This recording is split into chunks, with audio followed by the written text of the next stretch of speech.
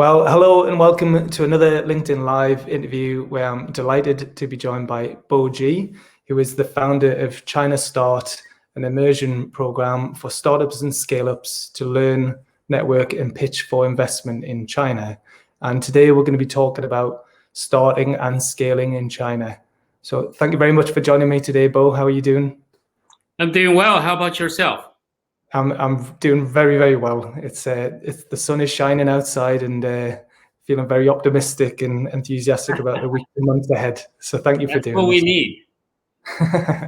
So China Start. So we're going to go into a bit more detail about that. But China Start, this program that you founded, it's all about making it easier for startups outside of China to understand how to break into China, how to start their business or establish a base there, or how to expand into China. And the next program is due to start between the 7th of April and the 14th of May. People can apply online now. They can just go to china-start.org and they can just sign up for that now. Or if they go to the newcastlestartupweek.com website and blog, there's more details on there where I believe they can get a slightly discounted rate on the fees if they mention Newcastle Startup Week. But do you want to start by just explaining why you started China Start in the first place and why you think this type of program is necessary? Yeah. So about 5-6 years ago, I started to think about the Silicon Valley model because a lot of European startups goes to Silicon Valley. So I asked this question: why they go to Silicon Valley instead of going to China? The answer is very simple. Silicon Valley has capital, have talent, have one large market. So this is what startups need when startups, getting to some extent with a product, with a technology, proving of concept, they're ready to blow it up. So they need a one large market. So where is it? It's in US. That's why they go to Silicon Valley. So then I, as a Chinese, I ask this question: why they don't go to China? And the more I ask about those entrepreneurs, that I realize they need help, because China also offers something great. Number one large market, and this market is growing as well. And second, this market also lack of technologies, lack of products from Europe, period. So in Europe, you have a lot of great products, but in China, you still are missing some technology components for that. So with this in mind, I asked them why they don't go. So the answer is, well, they don't know anyone in China. They don't have much knowledge about doing business with China, cultural barrier, language barrier, and also lack of funding. Their investor is not going to invest in them going to China because their investor have no connection in China. They cannot help them in China. So then I ask myself, can we help? If we can eliminate those hurdles for them, maybe they can, go to China now. So that's why we decided to launch China Start program, precisely as what you said, to try to help startups and scale-ups of landing in China with this program for about 5-6 years, and we had a great success. A lot of companies landed in China. And what is more interesting is, before they go to China, they always think it's so difficult, so hard, it's not for me. But once they're in China, they tell everybody, they're like a preacher. They tell everybody that you should go to China. China is so exciting. China is so fun. It's easy. Every time we hear about this, we ask ourselves, we're almost like driving a mission, try to sort of tell people that China is not that difficult. Indeed, it is not. Yeah. Well, it does sound amazing. I've never been to China. My parents have been to China. I'd love to go to China. I'd love to visit on holiday. I'd love to do business out there, but I've never had the opportunity to do it. So, but in the last few years, I have become trying to learn a bit more about the different ways of doing business and the cultural differences and how to overcome them. And the more I learn about it, the more I realize that the network is vital. You really do need to tap into a network, you need people on the ground who are in China or from China.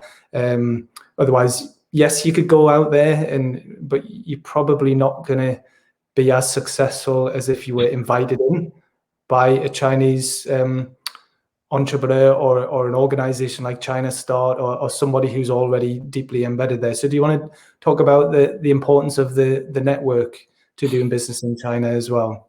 Yeah, sure. This goes to more than 2,500 years ago. There is a Chinese philosopher by the name is Confucius. And he is a philosopher very much preaching and teaching what we call the social relationship. So he believed that in order for a society to function, they need to create some sort of social relationship. Now, this has been governing the Chinese culture and the interpersonal relationship development in the past 2,500 years. So what that means is that, between human beings, in the Western world, it's a rule of law-based society. It's very much emphasizing of the relationship between human beings through the governance of the law. So, you use the law to govern the society, govern, the human relationship. But in China, there is a law, there is a rule of law, but at the same time, there's what we call soft tie governance, which is this relationship. So let me give you an example.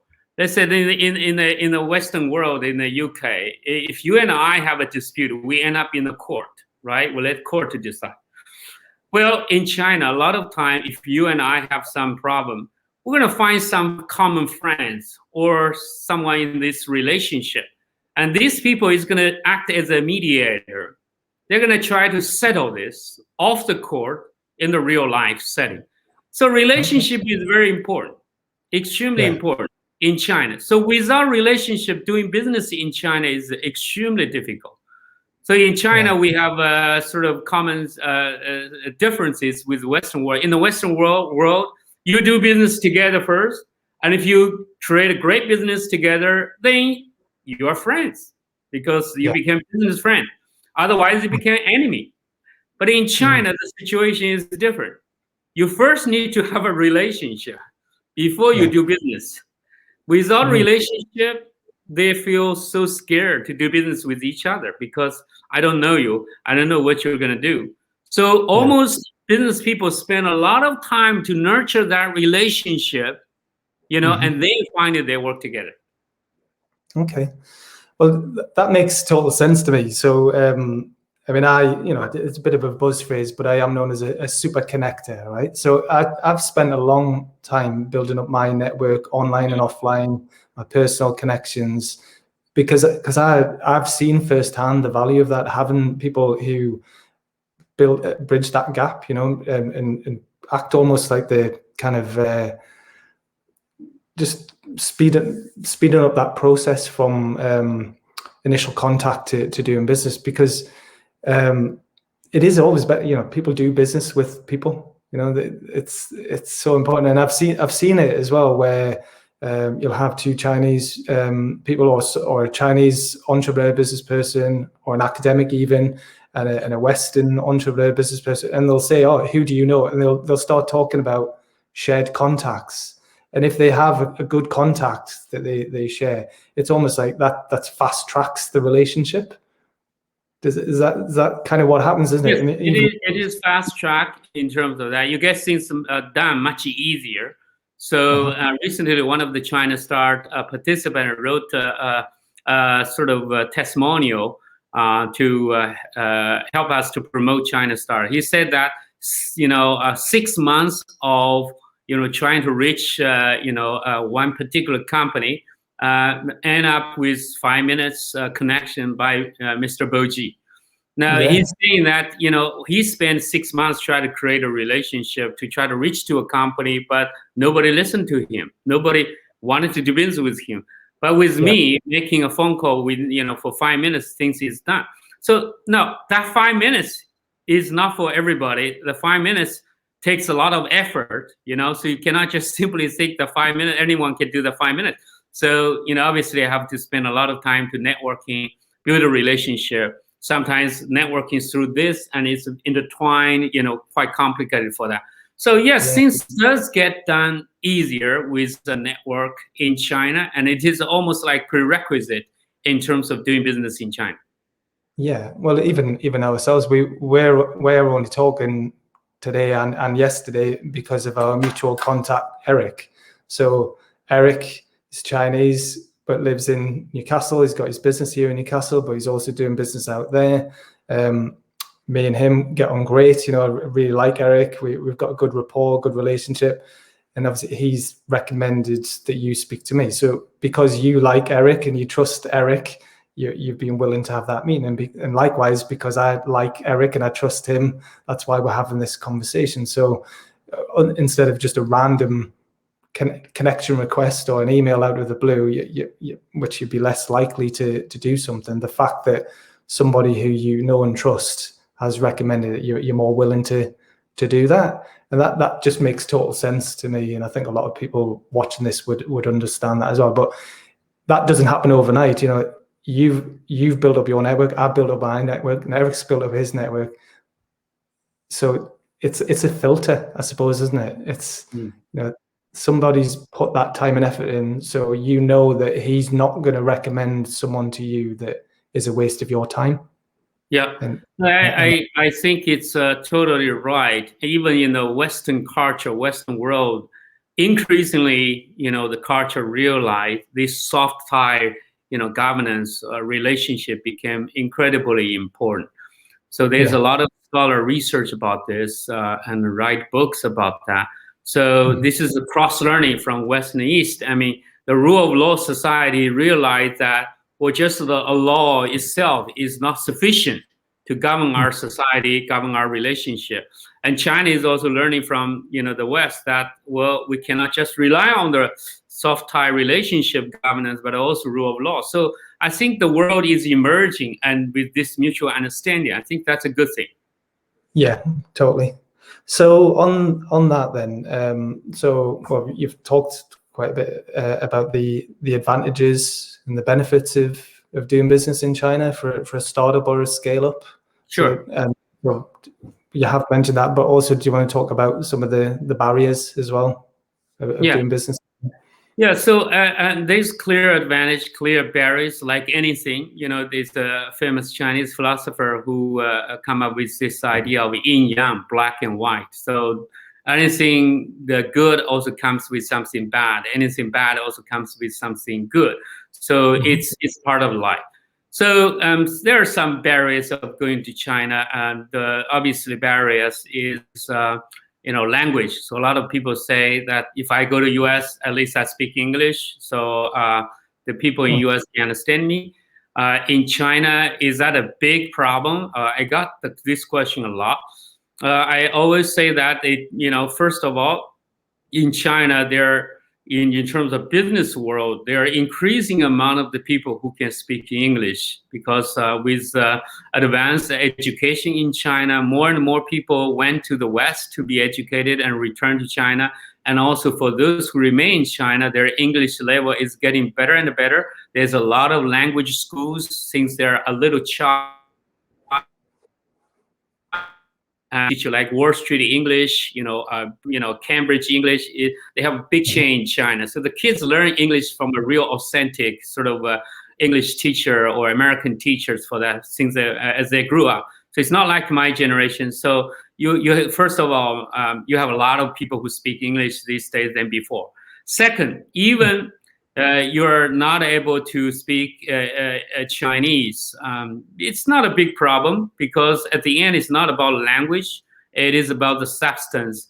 And people figure out there's translations. There's you can hire employee when you do business in China. You don't need to deal with day-to-day operations, but making strategic decisions. So then your employee can speak both Chinese and English. That's how many multinational companies succeeded in China. You think about Coca-Cola, think about H&M, you think about many other sort of leading company like Microsoft, GE, Siemens. They are very successful in China, not because they speak in Chinese. it's they hire a lot of Chinese employees, so they do extremely well. So language should never be considered as a barrier at all. So I should not. And sometimes I would even argue with the language. Not speaking Chinese sometimes could be an advantage as well. Because when you don't speak Chinese, the Chinese tend to treat you differently, thinking you're a foreigner, and so then they use your standard and your culture to treat you rather than using Chinese culture to treat you. So then they will think you're straightforward, so you don't have this sophistication. So when you say the price is $2, you mean $2. You don't mean like $1, like what we Chinese would think. So there are advantage of not speaking Chinese as well. So the number one is language often I hear, but I don't think it's a big problem. The second is the cultural understanding. So apparently Chinese culture are different from the Western culture. Chinese culture is more of a collectivism, So this reflecting, for instance, recent pandemic, Chinese culture was able to show its strengths when government say that let's all have confinement, let's all wear masks. And nobody reject that. Everybody are sort of working together and as a cool. It's not thinking about, oh, I don't have COVID, why should I suffer? Nobody think this way. People think that we are together. We either win together or we lose together. So let's do it together. So and then quickly the COVID situation in China was under control pretty much by end of the April last year. And now people enjoy a free society with free movement and everything. Now, the Western culture, as you can see, it's individualistic based. Like you think about my benefit rather than the society as a whole. Even though I'm simplifying a little bit here, so with the cultural differences, you will find a lot of behavior differences between these countries. So that's very difficult for a lot of Western people to do business in China. That's why we provide the training in the China Star program. I personally teach about this course called cross-cultural management in the under the Chinese context, so that people would understand. We do the exercise. We make sure you understand different sort of ways of meeting people and also social behavior and things like that. So this is a second barrier that I think a lot of people would have.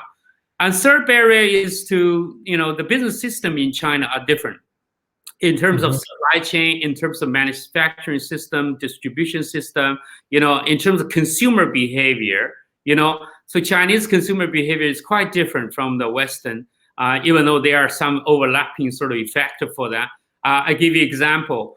The Chinese consumer, they like luxurious goods. They like luxurious product. They like technologies. So when you have some technology embedded, they're willing to pay more. They're willing to pay more. And Chinese consumer is not very loyal to the brand. They're brand aware. They like brand, but they're not necessarily loyal to that. So when there's some new product come to the picture, they chase for it. Not like in the European country, I understand this product because it's been there for 50 years. But in China, they don't buy this kind of thing. They said, this is a new product, but it's cool, it's fun, it's interesting. This offer actually great opportunity for the Western startups, because even though your brand, your product is just new, but the Chinese consumer are willing to give a try. So this kind of entrepreneurial spirit in the consumer space, and also the willingness to take the risk to try the new product, is phenomenal in China. That's a lot of foreign companies really like it. And also, Chinese consumer are very, much digitalized. So with digitalization in China is just phenomenal. Using, for instance, mobile payment and using, e-commerce, to great extent. I think this is something the Western companies should be aware of.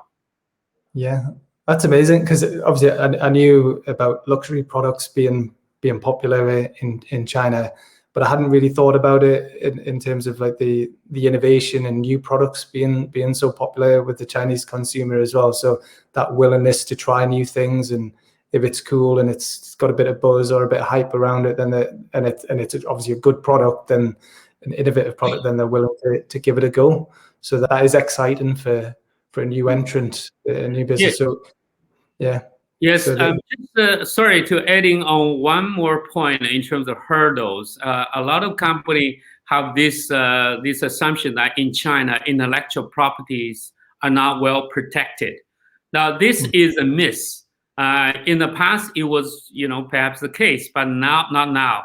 So there's a lot of data to show that in the court case, compared to other countries like Canada, UK, the Chinese court, who actually the wing of the court case in China of the foreign company who win the court case in China against the Chinese company in terms of intellectual property dispute, the ratio is much higher than in other Western countries. So China is really changing, and kind of improve the legal system and to make it doing business in China much easier for that. Yeah. Okay. That's a good point to make there. And one thing I wanted to add on that is that I see a lot of intellectual property lawyers in China from the West, from UK, from France, from America. So I was very shocked once I was in a conference. I mean, I see like 5 lawyers, and I said, "Why you are here?" They said, "Well, the business is doing good." I said, "Why is it doing good?" He said, "We're winning a lot of cases in the court in China." So that says a lot about it. If these companies are losing the case, obviously a lot of them will leave China, and then there are not going to be a lot of lawyers here either. Yeah, yeah. Well, I think I'm sure you do, but yeah, I think that's good if you do have connections with lawyers as well as part of the China Start program, that you can help out the startups and scale ups with that side of things as well. I think a key thing, well, it's an advantage and potentially a disadvantage, but through working with someone like yourself, that you can overcome this, is the size of the market. It is a huge market, huge opportunity for businesses, but it can potentially seem like you're just going to get lost in amongst that huge market without the right partnerships in place. So I know a key thing that what you do with China Start is try and match smaller businesses up with larger established businesses in China through the alumni, the network that you've got. So China Start is linked with Chung Kong Graduation School of Business in Beijing. So do you want to talk a little bit about that, about the alumni and some of the businesses that you work with? Sure. Yeah, so absolutely right. China is so big. Where to get started, and who do you get started? This is the old question. The reason we are doing China Start also because we have a fantastic business school behind us. We belong to the Chung Kong Graduate School of Business. This is a leading business school in China with campuses in Beijing, Shanghai, Shenzhen, Hong Kong, New York City, and London. So I'm the chief representative for the school in the Europe. So I'm still considered, UK is part of Europe, not from sort of Brexit point of view, but from a geography point of view. So our campus is based in London. And so we are basically have huge resources back in China. We have more than 16,000 alumni, and more than half of those alumni are chairmen and CEOs in the leading Chinese. So this include, we have alumni from Alibaba chairman Jack Ma. Maybe most of people perhaps have heard about him. So Jack Ma was one of our alumni in 2006. He joined our school. And we also have chairman of TCL, chairman of Lenovo, and also chairman of Lenovo's daughter also joined us. That says a lot about our school. His daughter is the president of Chinese Uber, which is Didi. And we also have chairman of Sinopact. We have just loads of those important business executives joining us and so pretty much top 3 of the industry players. This is our target to recruit as students. And from there, we actually enjoy very much this relationship with our alumni, because relationship is so important. So alumni network is so active in China. So they're gathering all the time. So what we do is with China Star, we created this what we call one-on-one advisory role. So we have more than 20 advisors, and this number is growing. So soon it's going to be somewhere between 50 to 100 advisors that to the China Star. So whoever joined China Star program would have opportunity to have one-on-one meeting with those advisors. So let me tell you, who are those advisors? These are not consultants. There's not like consultant who wants your business or doesn't really have a position in an industry. No, this is the actual industry executive. For instance, the chief, strategic officer, of a large company, or the vice president of TikTok, for instance, and vice president of Baidu, the Chinese leading search engine provider, and CEO of 90 plus, is a huge, he's a multi-millionaire, if not a billionaire already.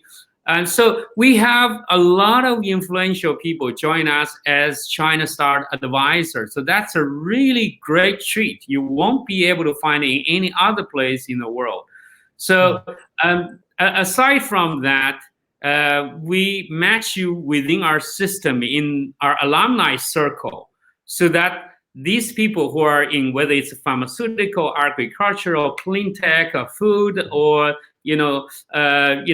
advanced manufacturing, whatever it is, they will see your profile and create this connection, and you're on the right hand for that. Yeah. Amazing. Well, again, it goes back to the importance of the network and the connections, because if you've got access to all those amazing high level people who are genuine decision makers, then you can match up the startups or the scale ups with the most relevant people in your network and speed up that process. Because I've done lots of mentoring over the years with startup accelerators and programs, and met some amazing businesses, but usually what happens is they're technically very good at what they do, but they don't have a network, they don't have the partnerships in place, they don't have a supply chain, they don't know how to sell their products or services to a larger business. And often all they need is one big customer to get them going and to keep them going, and from there they can grow their business. But without that initial first customer, they fail. They usually fail within 12 months or even sooner, some of them. So if you can facilitate that and make it easier for them to get onto that supply chain as a smaller company supplying to a larger one, and either supplying to them or potentially becoming part of that company, maybe being invested into a joint venture, or maybe even acquired by the larger company. Is that something that could happen or has happened through China Start? Yes, that's precisely what we do. We leverage those network and help the China Star participant to really connect with the right people, and so that they can. So I always say this. So network is with a purpose, not just network to know people, but network for business, network for actually results. So in this case, network for customer, a network for potential investor, a network for potential distributor, a network for potential manufacturer, network for potential, a helper who could, your champion, or, someone who can, do something nice for you. So, for instance, we had one of the shoe company from Canada come to China. It's actually they're looking for a manufacturer, the shoe manufacturer. So then we were in Shanghai for a pitch event, and one of the person I know, she came over. She produced she do the OEM for a lot of leading shoe brands in China. She is from Hangzhou.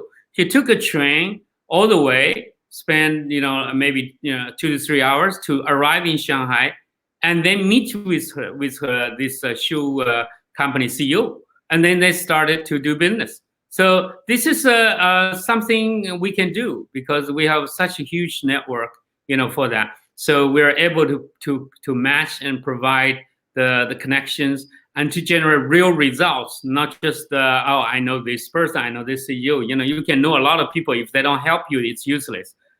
Yeah, I love that. Yeah, the way you explain that about networking with purpose. That I think that's a key thing, because a lot of people that I know in the UK at least, a lot of people I do know very closely do understand the value of networking, but also a lot of people don't like networking. They don't see the point of it. They don't do any networking until it's too late. Sometimes I'm speaking to people who the business has been doing very well before COVID came along, and then after COVID, the lockdown, the business has disappeared, and they suddenly realize that they actually need to do some networking with purpose. They need to, and they don't know who to speak to. So that's why I'm working with them or advising them on how to do that. So yeah, you're like, it sounds like China started and everything you do. It's like, well, LinkedIn, people like LinkedIn, but it's like you are LinkedIn in a program. That's what you're providing through your alumni. So we talked about the obviously the knowledge, the education of what it's like to do just business. Paul, you were mentioning about the LinkedIn. So there is one difference is in China. Relationship is the value. So it's a capital. So that's why in China the relationship is very much emphasized, but it's not very much easy to get into it. So not like in the Western country, you easily connect with someone in the LinkedIn or social setting, even with some important people. But in China, these are the capital. So people doesn't usually introduce you to people because unless you feel comfortable. So that's why China Star Program is creating this value that to allow you to crack into that relationship, that network. Otherwise, you are not able to do that because for everybody realize it is so. So usually, I have a chart to show that, okay, you have people introduce you, start with like a much bigger group, like less important sort of network that you have, and then if you prove to be trustworthy, and then move to the second tier, more intimate relationship, and eventually to your core relationship. So there are people in China who make a living by just introducing relationship. So the China Star is able to help you to eliminate all those hurdles to get into the real, people you wanted to have. Yeah, no, I get that. I totally get that. And sometimes it's hard to explain to other people the value of that. I find that, because I think I am doing kind of the Chinese way of doing business. I'm doing it, it's very intangible. So I was kind of doing it without realizing it. And sometimes people say, well, how do you do what you do? And I just do it naturally because I've been doing it for many years. But I know lots of people, and I will talk to people, but I won't necessarily introduce them to somebody else, unless there's real value, genuine value in those two people connecting. And also there's my trust and reputation on the line there as well, because I don't want to, people aren't going to trust me anymore if I keep introducing people to the wrong people, are wasting their time. So it's important that people understand that. So that's really excellent the way you explained that. So we talked about the relationship, talked about the education of doing business in China. The other bit is the investment. So people potentially can get funding or investment from Chinese investors or from companies as well. So can you explain how that comes about? Yeah, sure. So in the China Star Program, there is a component called investment pitch to the Chinese investors. So we understood that the startups from Europe, when they go to China, they need investment. So we arranged for 4 investment pitch. The first investment pitch is to the North Summit Capital, which is one of the leading investment company. The LP actually also invested in the Vision Fund of the SoftBank. So this is a very important investment company. The CEO of the fund and the founder of the fund is a very good friend of mine. They also set up a scholarship award in the China Star Program, and the second is the Cybernaut group. This is led by my good friend Matthew. He used to be the senior vice president of IBM, but now he's heading the fund with the multi-billion-dollar fund, so very large in terms of size. So we're going to pitch to them, and the third pitch is to Sky Saga Capital, for the investment, and it's a leading investment company in China, and the founder and the CEO is considered to be the top 30 Chinese investor. And then we have one large sort of pitch, which we involve many investment companies. So we work with China VCP Association. We work with China Fund of Fund, and many other investment fund will send their partners to join. So sometimes we have we had in one occasion a few hundred investors showed up to listen to the pitch. So usually we will have somewhere around 100 investors would be listening to the pitch. So with the China Star program, there's a lot of investors will show up to listen to the pitch from China. And so that's how we get things going to really help the startups to have the opportunity to pitch for the investment from the Chinese source. Yeah, amazing. And yeah, people have been receiving investment, haven't they? Some have been receiving quite large sums of money through the investment in the past. Yes.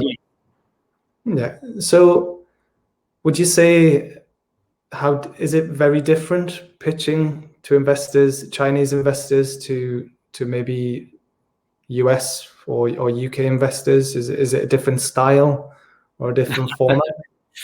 Well, generally in the startup ecosystem, in the entrepreneurship era, globally it has some similarities. Okay. But there are differences. The differences lies in when you pitch for the Chinese investment, the investor from China likely would like to see that you already have a good product, and they will think about how this product can be commercialized in China. So the China applicability is very important. If your product is not applicable in China, they perhaps will not be interested. And also, there are certain sort of things that need to be. Chinese like to be more modest. So when you are pitching for investment, to think about that, be modest. But to some extent, it still shows your strengths of your product or technologies is very important. And then in terms of Q&A session, sometimes it's a little bit different because Chinese investors tend not to be the first one to ask questions. So you need to be a little bit patient. It doesn't mean they're not interested at all.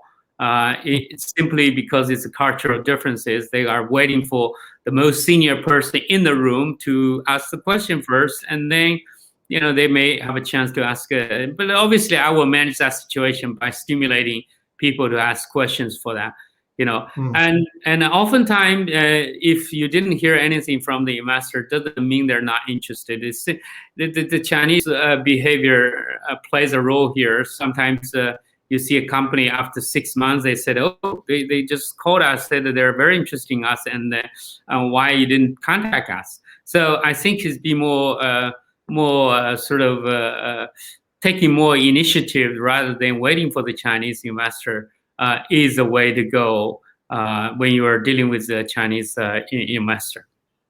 Okay, that's interesting, yeah, because it's kind of like understanding that you might have to be a bit patient, but then things can move very quickly all of a sudden. That's what I've been told, or that's what I've seen, that you think that nothing's happening, but actually there's maybe a lot happening behind the scenes, and then all of a sudden, right, let's go. You have to be able to respond quite quickly. So I guess that is important, making sure that you've got enough funds and you can keep going. You don't need a quick decision immediate in order to keep the business going. Yes. But then be able to scale up quite rapidly when you need to. Yes, absolutely right. For the best way for the Chinese for the startups to follow up with the investor is keep sharing information as time goes. Do not expect they're going to make a decision right away, like in any other cases. You need to be persistent. You need to be, writing to them, updating your product, updating more information, keep them engaged, and then they're gonna come back. So if you just like, okay, are you interested? Usually they will be, if you ask such a straightforward question, they will be like, oh, we will think about it. We'll discuss, let you know. And then if you don't hear from them, you think this is over. No, it's not over.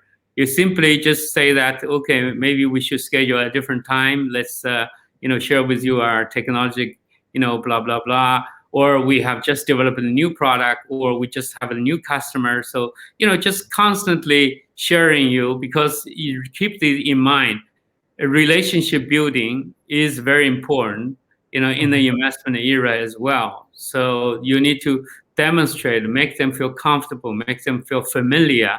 So this kind of effort is very important. Yeah. This is really interesting because I knew little bits of it, but you're explaining things in a way I've not heard it explained before. So hopefully anyone watching this is finding it useful. I'm sure they will. So make sure as many people get to hear it as possible. So is there a certain type of business that you would like to see on the China Start program? Is there a certain type you don't want to see on the China Start program?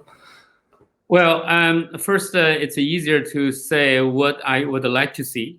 So we like to see a lot of different industries in terms of technology companies, very much sorted by Chinese. This including internet company, including the sort of manufacturing technology, automobile, including aerospace. There's a lot of wide range. Environment tech, also very interesting in the health related companies.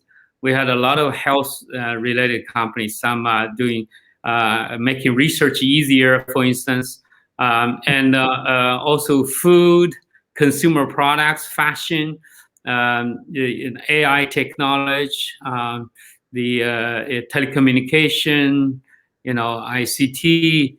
Those industries is very much needed. Education, edutech, travel tech, and sport tech. Just a lot of wide range for that. Now, what we don't want to see oftentimes is, the company, perhaps China is already very strong. For instance, some company have some sort of, let's say, meat business. Some company in the meat business, but the import into China is subject to quota. If you don't have quota, it's a problem for that. And some company are doing, let's say, mobile payment. Well, China has very sophisticated mobile payment already, so they don't need you there. One of the typical example would be iZettle. So what can iZettle do in China if there's mobile payment, everywhere? So, some of those and some particular food Chinese doesn't eat. This is also a bit of problem to enter into the Chinese market. Grocery store chain grocery store chain, some of this chain like Walmart, Carrefour, even though they had an initial success, but now these days they become less and less, successful. Many of them start to close the stores because of, the Chinese are just far better in terms of managing supply chain and also deal with the flexibility and fast changing technology, for that. Delivery company, there's a lot of delivery company in China already. So if you're doing some delivery company, you perhaps will not have much chance in China because the market is highly competitive. There's a few big potato already occupied. I'm not saying there's no chance at all, but I am saying it's maybe difficult for that. Maybe your technology will change, disrupt the technology, the industry. But generally speaking, it's very difficult for that. So I think the key thing from what I've read and seen is that if some of the Western companies, or particularly the US companies, if they try to go into China and just do it the way that they do it in the US or in the UK or parts of Europe, if they just assume it's going to work and that people are going to love it just because it's a Silicon Valley company or an American company, that's probably not going to work. And there's a good chance that you mentioned before the ride share company, the Chinese company. Well, they were doing it better. They can do it better than Uber. So Uber they struggled to get a foothold in China because it was already a Chinese company that was doing that or could do it better and faster than they could. So I guess that potential arrogance, like of thinking that just because it's Western or American or UK that it's better is the wrong approach. You need, and that's why it's important to understand the Chinese market and what China already has and your place in that market and how it can complement what's already there or how it is different. I also, Paul, I also would like to say that to sort of be more objective, the successful business model of product technologies from the West, from Europe, from UK, has its sort of strengths and uniqueness. I'm not saying that you should entirely change it. I'm saying you need to adapt to the Chinese situation, Chinese culture, Chinese consumer, requirement. So a lot of things, what you do is okay. You don't need to make major changes, okay? But then you cannot also just do nothing, just bring this over to China without any customization. This is also wrong. So what you need to do is that to really say that, okay, what we have shouldn't change in China. What we have should make some change and adjustment to adapt to it. I think this is the right, attitude to do that. Let me give you an example. iPhone. iPhone went to China, largely doesn't change because, they are the first one to really define the industry. So they define very well in China, a smartphone industry. And second, because when they design this phone, they have considered more of a universal, purposes. And so largely they didn't change much. They also creating this buzz that we are globally the same, which is okay, worked out fine. Coca-Cola went to China, no change. The Coca-Cola you buy in China is the same as what you buy from UK, from America, no change. McDonald's, generally speaking, no change. But then McDonald's realized that the Chinese like to eat pork. So then they added some extra things to create the attraction to that. The Haagen-Dazs went to China, changed completely. Because in US, Haagen-Dazs is just like kiosk. They sell in the kiosk. You go there, buy, and you hold your hand and you walk as you eat. But in China, it's considered to be a luxurious product. It's like a Louis Vuitton in the ice cream. So then they build it like a restaurant. You have a seat, you have a table, you have flower. It's very romantic, big windows, because they understood the Chinese consumer, in order to spend this much money, because all their product is imported from France.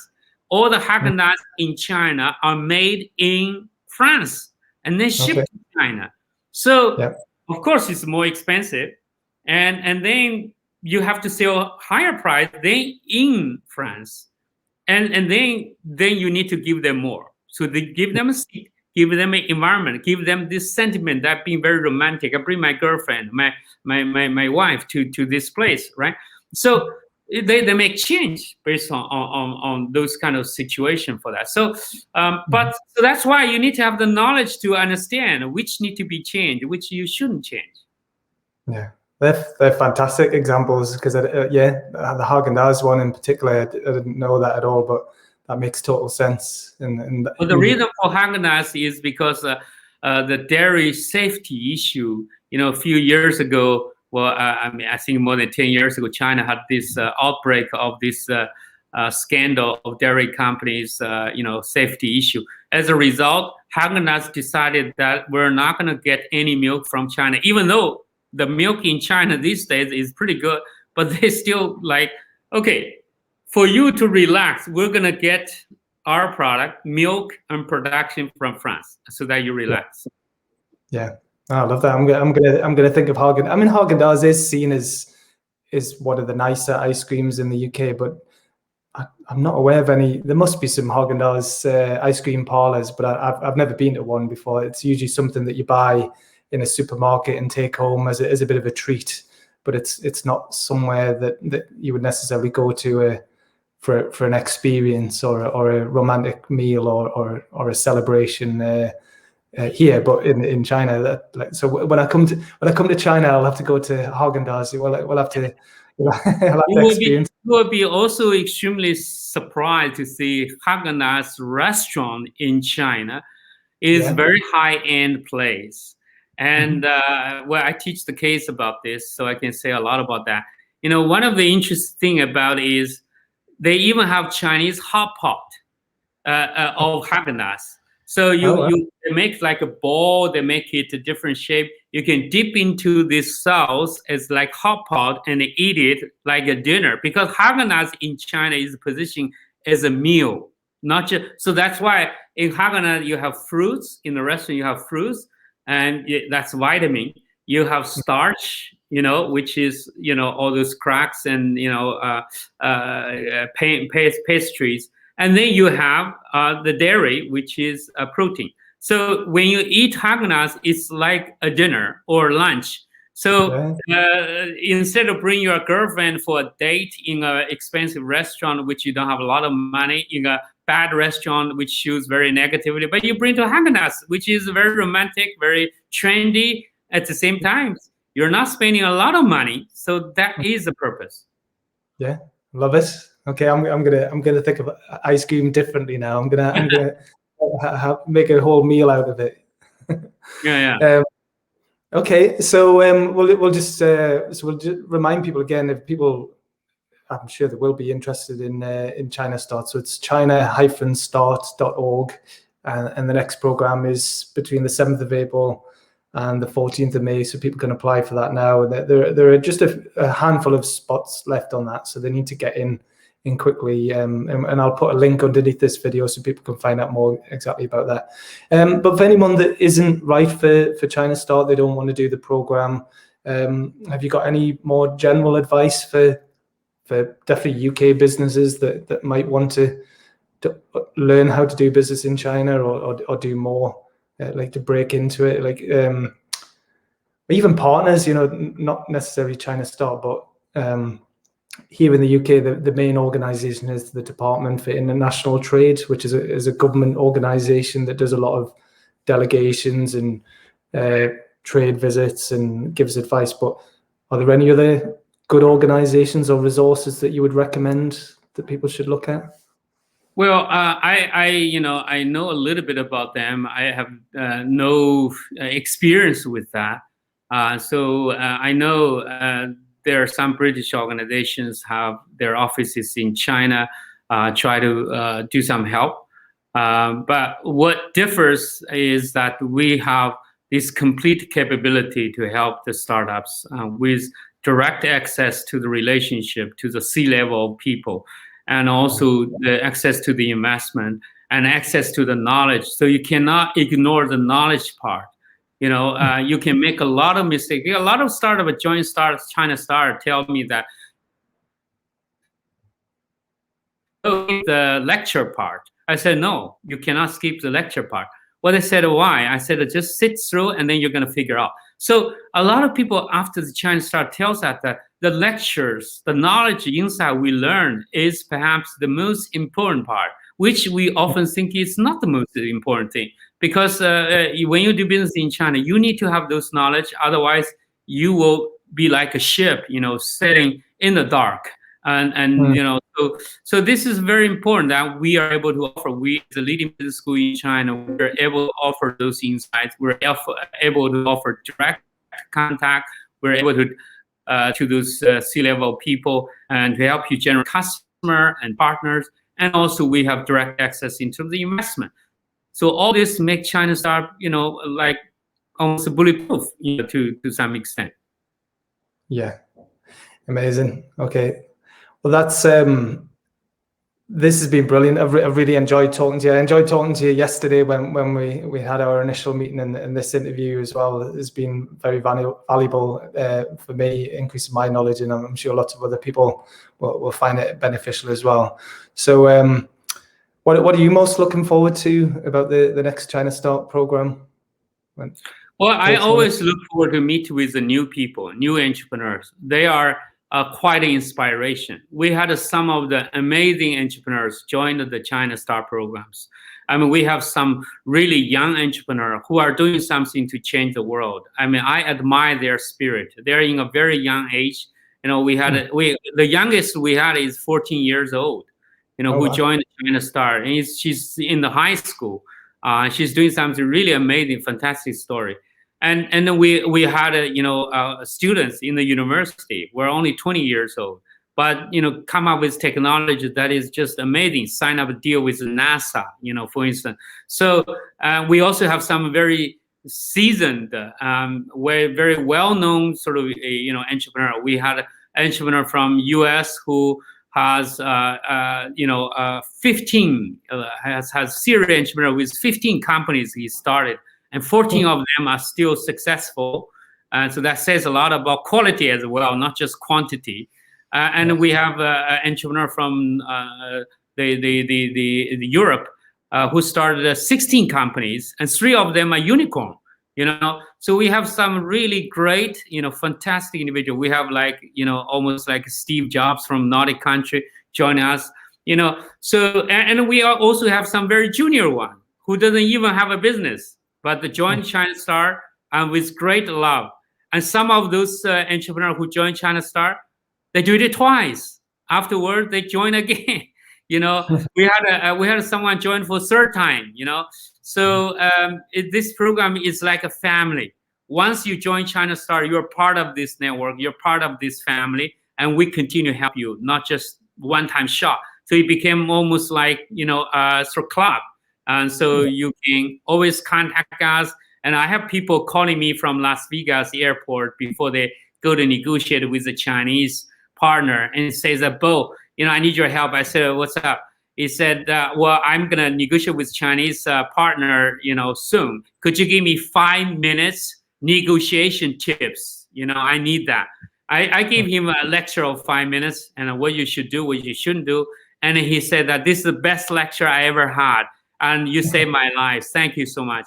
Things like that we do. And last week I was helping one of the entrepreneurs from New Zealand. His big company actually is in UK. He joined China Star 5 years ago.